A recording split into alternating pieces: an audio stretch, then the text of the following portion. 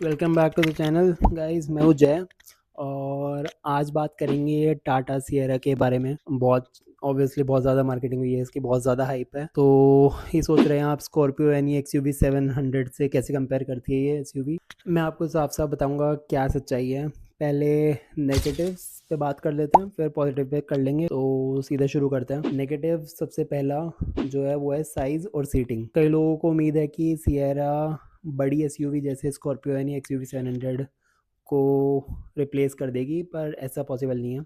Sierra 5 seater है और वो दोनों 7 सीटर हैं। ये ऐसी इतनी बड़ी एसयूवी नहीं बन सकती, आकार में क्रेटा के लगभग बराबर है और एक्सयूवी 700 तो खैर उससे काफ़ी बड़ी है। अगर आप ठीक से परिवार के साथ 7 सीट वाला ऑप्शन चाहते हैं तो सिएरा आपके लिए सही नहीं होगी। दूसरा पॉइंट ये है कि ये फैमिली कार है। कुछ लोग सोचते हैं कि टाटा की एसयूवीज़ की तरह ऑफ रोडिंग कर पाएगी।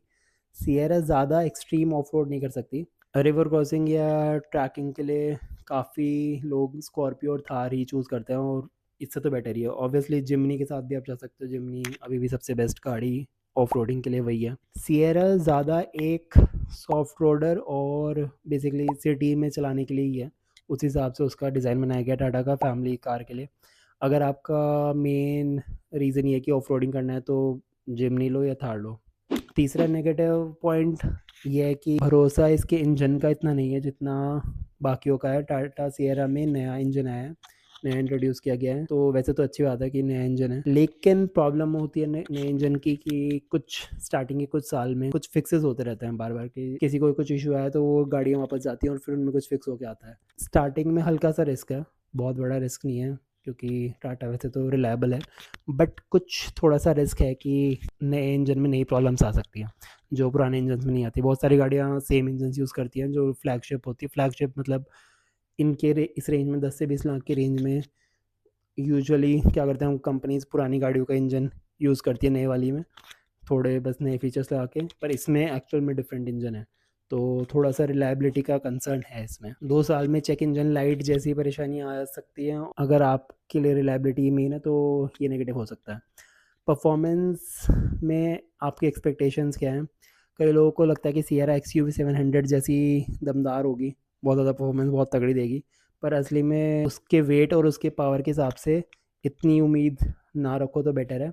एक्सयूवी 700 बेटर है, वो महंगी है इसलिए उसका कुछ तो रीज़न होगा ना, वो महंगी है। तो एक्सयूवी 700 उन लोगों के लिए जिनको सही में परफॉर्मेंस चाहिए बड़ी गाड़ी में, बड़ी एसयूवी में। पर अगर आप डीजल का 1.5 ले लेते हैं तो टॉर्क और उसकी ड्राइवेबिलिटी ठीक रहती है, बट उसकी लेवल की परफॉर्मेंस नहीं मिलेगी उसके वेट और उसके टॉर्क के हिसाब से। कुछ पॉजिटिव के बारे में बात कर लेते हैं। अगर ऊपर वाले पॉइंट्स आपके लिए बड़ा मामला है तो मैं बोलूँगा कि आप चूज़ करने से पहले थोड़ा सोचें, पहले ड्राइव करके देखें और फिर उसके बाद ही डिसाइड करें, क्योंकि मार्केटिंग इस गाड़ी की बहुत ज़्यादा है। सो फाइनली आते हैं हम पॉजिटिव्स के बारे में बात करने पे।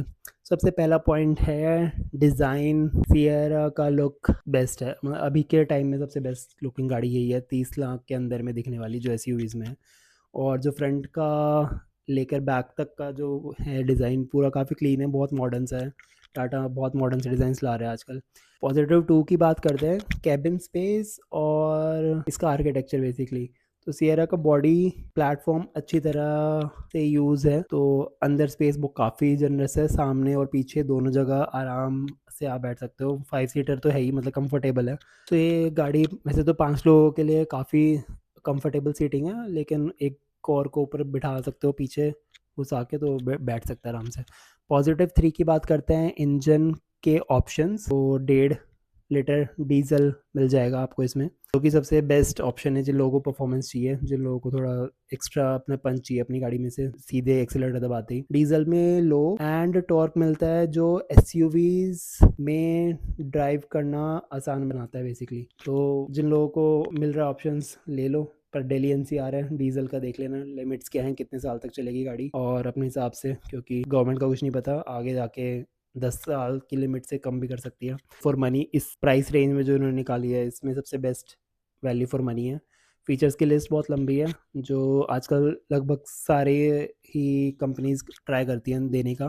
ट्रिपल स्क्रीन सेटअप है, तो 3 3 स्क्रीन है आपके पास। तो पेनोरामिक सनरूफ है जिसका ठीक है, मतलब अच्छी लगती है।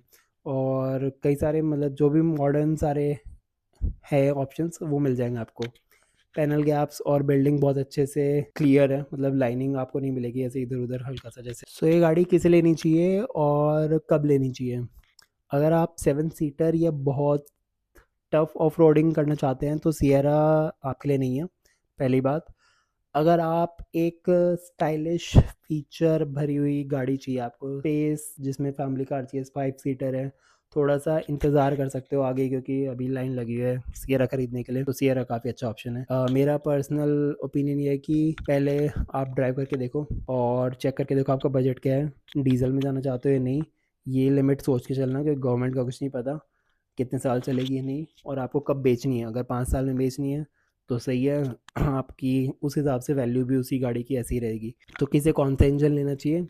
अगर आप शहर में हैं और हाईवे का मिक्स यूज़ कर रहे हो तो टॉर्क पसंद है तो डीजल में जा सकते हो, मैंने पहले बताया था पॉजिटिव्स में ये। बट अगर आपको परफॉर्मेंस चाहिए और इकोनॉमी भी चाहिए और भरोसा चाहिए, डीजल का नहीं पता, तो पहले देख लें कि किस में जाना चाहते हो आप। सो ये जनरल सी चीज़ें थी जो मैंने आपको बता दी, जो मुझे लगा एक बार सारे में क्लियर कर देना चाहिए। बहुत सारी अच्छी चीज़ें हैं पर कुछ असली चिंताएं हैं इसमें। ऑब्वियसली आपकी प्रायोरिटी क्या है वो उस पर डिपेंड करेगा आपको ये गाड़ी लेनी है नहीं। अगर आप सहमत हैं तो प्लीज़ लाइक करिए, कमेंट करिए और बताइए कि आप इस गाड़ी को लेना चाहते हैं नहीं लेना चाहते, या इसके अलावा कौन सा ऑप्शन आप देख रहे हैं इस टाइम पे, मैं उसका भी रिव्यू कर सकता हूँ। और कुछ इन्फॉर्मेशन जो भी मुझे इंटरेस्टिंग मिलती है या देख के लगता है कि बताना चाहिए वो बताऊँगा। वीडियो अच्छा लगे तो लाइक और सब्सक्राइब करें और शेयर कर दो, या कोई दोस्त वगैरह ले रहा हो शेयर है तुम्हारी तो थोड़ा सा आइडिया लग जाए कि क्या चीज़ एक्सपेक्ट कर सकता हो। और अभी के लिए तो बाय बाय, बट मैं इसका डिटेल रिव्यू बाद में करना चाहूँगा, अगर आपको कमेंट्स आता है तो इसका डिटेल रिव्यू करेंगे लंबा। Thank you guys.